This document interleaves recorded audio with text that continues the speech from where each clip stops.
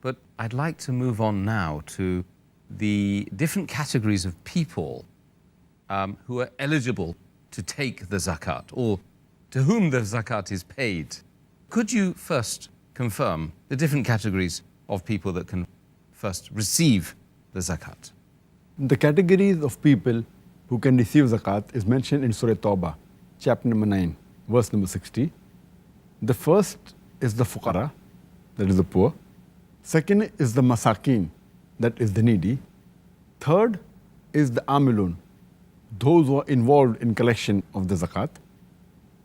Fourth is muallafatul qulub, those whose hearts are inclined towards Islam.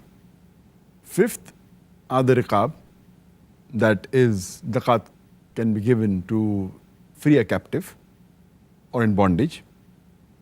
Sixth are the gharimun, those who are debtors. Seventh is fi sabilillah, zakat can be used in the way of Allah subhanahu wa ta'ala. And eighth is the ibn sabil, that's the wayfarer. So there are 8 categories specified in the glorious Quran to whom zakat can be given.